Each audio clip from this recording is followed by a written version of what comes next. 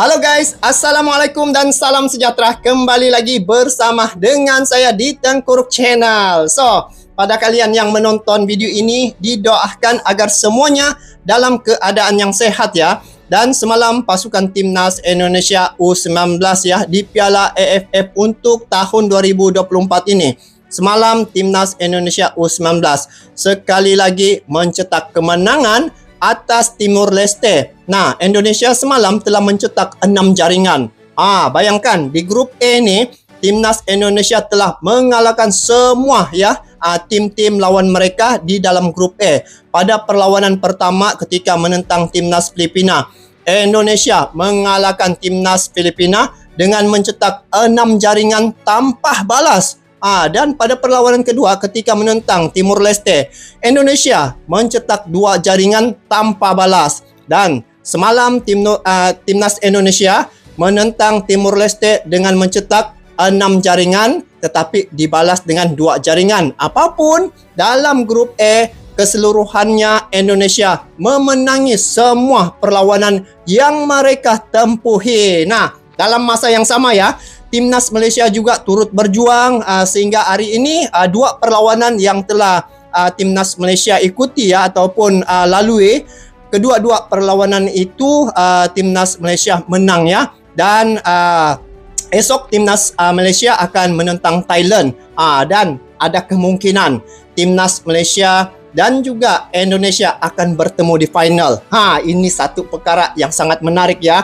Kerana kedua-dua tim ini kalau sudah berjumpa pasti akan lebih seru lagi. Tapi apapun, ini adalah perlawanan sepak bola ya. Inilah kita gunakan dia sebagai satu jambatan untuk mengeratkan lagi kita punya hubungan kedua negara. Janganlah kita ikut yang sebahagian daripada netizen-netizen yang saling membenci ya. Akibat daripada sepak bola boleh mengakibatkan satu keretakan hubungan yang baik antara Malaysia dan juga Indonesia khususnya. Nah, jadi sepanjang perlawanan yang saya lihat ya pada penampilan pasukan Timnas Indonesia U19 ini, mereka cukup baik ya dari segi penampilan dan juga cara mereka bermain memang sangat teratur. Inilah hasil pendidikan daripada Coach Indra Safri yang mana dia membentuk dan melatih Timnas Indonesia U19 ini sangat berkesan dan juga telah terbukti pada penampilan Timnas Indonesia U19 baru-baru ini di Piala AFF untuk tahun 2024. Mereka sering menampilkan permainan yang cukup baik dan kesemua perlawanan yang mereka tempuhi itu kesemua mereka menangi Timnas Indonesia, dan ini akan menyusul Timnas Malaysia guys. Sungguh pun Timnas Malaysia sekarang ini coach Malaysia ya, iaitu Kim Pan-gon, iaitu pelatih Timnas Malaysia telah meletak jawatan. Namun ini tidak bermakna motivasi pemain-pemain Timnas Malaysia down ya. Mungkin ini satu pembakar semangat juga walaupun tanpa pelatih yang melatih Timnas Malaysia untuk tim utama, tetapi ini bukan satu halangan bagi Timnas Malaysia U19 ni untuk terus berjuang. Namun begitu, inilah satu perubahan yang telah berlaku ya apabila Timnas Malaysia bangkit mengikuti jejak Indonesia. Sebelum ini Indonesia juga pernah mengalami satu sisi yang gelap ya dalam sepak bola mereka. Tetapi sejak kewujudan ataupun Pak Erick Thohir menjadi ketua umum ataupun pemimpin dalam Federasi Sepak Bola di Indonesia, banyak perkara yang telah berlaku terhadap sepak bola di Indonesia. Jadi inilah yang telah membuka mata para tim-tim yang ada di sekitar ASEAN ini, mencontohi ya bagaimana Timnas Indonesia dapat bangkit dan juga dapat menunjukkan reputasi yang baik sepanjang era Pak Erick Thohir, dan tidak lain dan tidak bukan pelatih Coach Sintayong asal dari Korea Selatan. Kalau dilihat ya, sebelum ini Timnas Malaysia juga mempunyai coach sama ya dari Korea Selatan, yaitu Kim Pan-gon, yang mana kedua-dua pelatih ini Malaysia dan Indonesia berasal dari negara yang sama. tetapi ya terdapat perbezaan ya dari segi result yang diterima ataupun yang dinikmati. Kalau di Indonesia melihat tentang bagaimana perubahan yang telah berlaku itu memang cukup cantik dan juga drastik ya di era Pak Erick Thohir dan juga Coach Sintayong, yang mana dia telah banyak mencetak sejarah sepanjang karier beliau di Indonesia. Namun begitu, Kim Pan-gon juga turut mencetak juga beberapa sejarah untuk timnas Malaysia. Apatah lagi sebelum ini ranking Malaysia ya dapat juga dibawa naik oleh coach ataupun pelatih Kim Pan-gon. Jadi sekarang ini pelatih utama Malaysia telah meletak jawatan dan diganti ya, buat sementara ni ada jugalah pengganti. Namun di sini kita mau menceritakan bagaimana timnas Indonesia dapat menampilkan bagaimana corak permainan dan juga sepanjang laga yang mereka tempuhi, baik dari segi tim senior maupun junior, seiringnya bagaimana kekuatan dan juga peningkatan dari segi result dan juga reputasi bagi timnas Indonesia. Nah, satu-satunya di ASEAN ini yang telah layak ke putaran yang ketiga adalah timnas Indonesia. Kerana apabila melihat bagaimana timnas Indonesia bisa untuk melaju ke putaran yang ketiga, antara perkara-perkara yang saya dapat lihat adalah dari segi pemain-pemain yang ada pada timnas senior untuk timnas Indonesia ya, yang mana Federasi Sepak Bola di Indonesia mereka mencari pemain-pemain keturunan yang sudah terbiasa bermain di Liga Eropah, dan inilah yang gabung dengan timnas Indonesia dan dibentuk dan dilatih oleh Coach Sintayong. Akhirnya pada penampilan sepanjang kualifikasi Piala Dunia untuk tahun 2026, timnas Indonesia telah sukses dan juga telah memenangi beberapa siri perlawanan, dan akhirnya satu-satunya yang telah berjaya di ASEAN ini adalah timnas Indonesia. So untuk ke putaran ketiga ini, Indonesia adalah harapan pada ASEAN, dan semoga dengan kebangkitan timnas Indonesia dan layaknya timnas Indonesia ke putaran ketiga ini dapat memberi semangat dan juga menjadi contoh pada tim-tim yang ada di sekitar ASEAN ini ya. Kerana melihat saja bagaimana penampilan timnas Indonesia saat ini, mereka terus berjuang, terus mengangkat sepak bola mereka. Akhirnya sekarang timnas Indonesia daripada ranking 177 sebelum ini saya lihat, sekarang ini timnas Indonesia berada di ranking 134, dan sekarang ini pun guys, saat ini saya lihat di media sosial, tidak tahu sahih atau tidak, kita punya ranking nih hampir-hampir sama sudah guys, 134, 135. Nanti kita tengok yang kesahihannya mana satu, 34, 35 itu ya. Dan apapun, dari segi penampilan yang untuk saya highlight di sini adalah sepanjang perlawanan yang ditempuhi oleh timnas Indonesia U19 pada Piala AFF untuk tahun 2024 ini.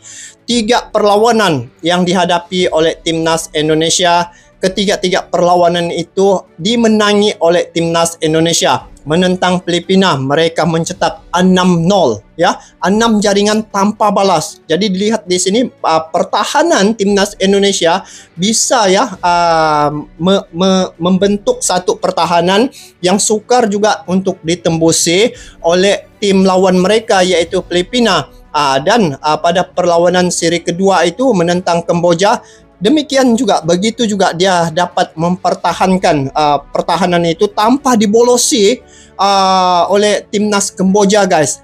Indonesia mencetak 2 jaringan di situ, dan semalam timnas Indonesia menentang Timur Leste, mereka dapat mencetak 6 gol tetapi dibolosi 2 jaringan oleh timnas Timur Leste. Jadi itulah sepak bola yang saya lihat di Indonesia. Mereka hari ini berjuang dan juga menampilkan reputasi yang sangat baik ya.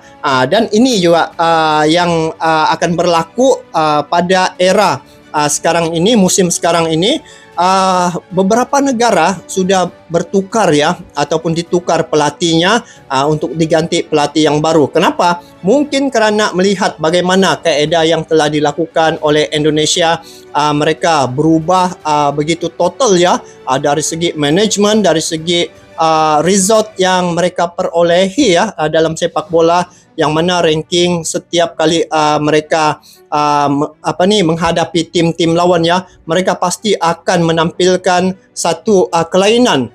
Jadi ini satu perkara yang boleh juga dijadikan sebagai satu inspirasi bagaimana Indonesia membentuk tim mereka sehingga dapat result yang baik sampai ke hari ini. Jadi melihat tentang tim junior semalam ya, U19, sungguh pun mereka ni berada dalam lingkungan usia baru 19 tahun, tetapi inilah yang bakal akan mewarisi tim-tim senior ya, yang akan tampil pada perlawanan-perlawanan yang bertaraf dunia ya, kerana saat ini Indonesia sudah melangkah ke kualifikasi Piala Dunia untuk putaran yang ketiga. Jadi tim ASEAN ini, di ASEAN ni Indonesia sudah sejak yang sukses guys untuk tahun ini ya, untuk kali ini. Jadi apa masalah tim-tim yang lain? Kenapa tidak bisa untuk menembusi ke putaran yang ketiga? Jadi mungkin di situ ada perkara-perkara yang perlu dilihat ataupun harus diperbaiki. Seperti mana apa yang telah dilakukan oleh Timnas Indonesia, memang sangat jelas ya bagaimana harapan dan juga misi Indonesia untuk menjadikan Timnas Indonesia ini berada di 100 besar ya, di peringkat ranking FIFA. Jadi inilah yang ditargetkan oleh Pak Erick Thohir, dan juga dari segi pemain-pemain baik daripada senior dan juga junior, saya lihat Indonesia, apa yang saya lihat melalui media sosial, mereka ingin mencari sebanyak 150 jumlah pemain untuk Timnas Indonesia ini dari keseluruhan kategori, baik kategori Timnas senior maupun junior. Jadi inilah rintisan Indonesia untuk menjadikan tim mereka untuk masa depan sudah berlaku hari ini, gerak kerja dan juga tindakan yang telah dilakukan. Jadi antara perkara yang sangat penting pada tim mana-mana lah ya, saya lihat dari segi manajemen, pengurusan, siapa yang mengurus. Dan apabila melihat kenapa Indonesia selalu sejak dapat mencetak sejarah dan juga rekod yang baru, apabila orang yang tepat yang memegang jawatan itu seperti Pak Erick Thohir, dia ini seorang yang bekas nomor 1 ya di salah satu klub, yaitu Inter Milan suatu ketika dulu.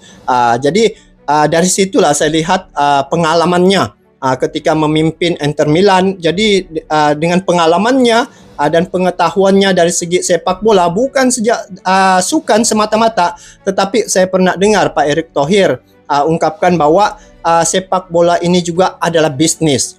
Jadi inilah satu pemikiran yang ada pada Pak Erick Thohir selaku Ketua Umum untuk Federasi Sepak Bola di Indonesia. Jadi apabila melihat Indonesia yang menjadi satu-satunya wakil di ASEAN ini, saya ada melihat di media sosial bahwa dengan kebangkitan Timnas Indonesia di ASEAN ini, maka dia dapat membuka minda para tim-tim yang ada di ASEAN ini, dan sekiranya ingin berubah seperti mana Indonesia, ada perkara-perkara yang harus dibaiki untuk timnas mana-mana tim yang ada di ASEAN ini. Sebab sekarang ini Indonesia membawa nama ASEAN sudah guys, membawa nama negara Indonesia, tetapi sekaligus membawa nama ASEAN negara kita guys. Jadi untuk ke Piala Dunia ni, untuk putaran ketiga dalam kualifikasi ini, kita harus mendukung 100% ya,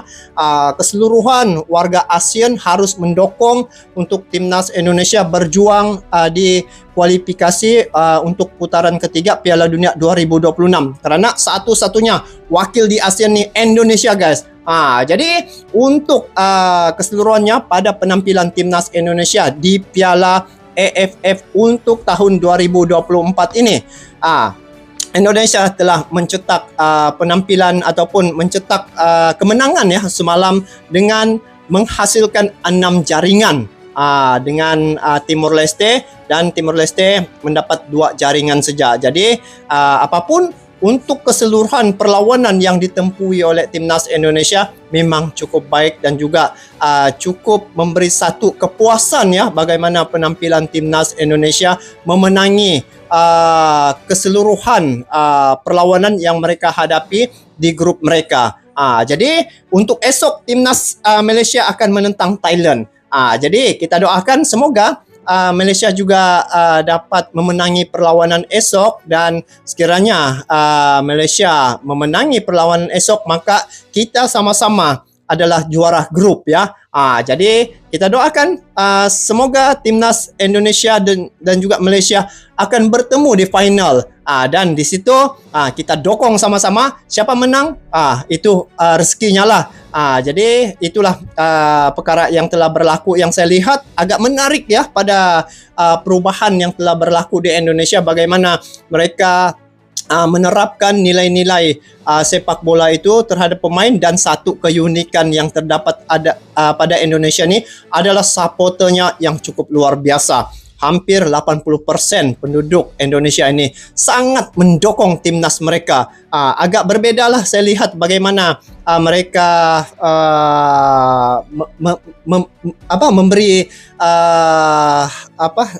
memberi satu penghargaan terhadap pelatih mereka seperti Coach Sintayong ya, yang cukup luar biasa. Dia punya aura sepak bola itu memang cukup luar biasa guys. Itu tidak dinafikan bagaimana Indonesia sepak bolanya di Indonesia cukup luar biasa.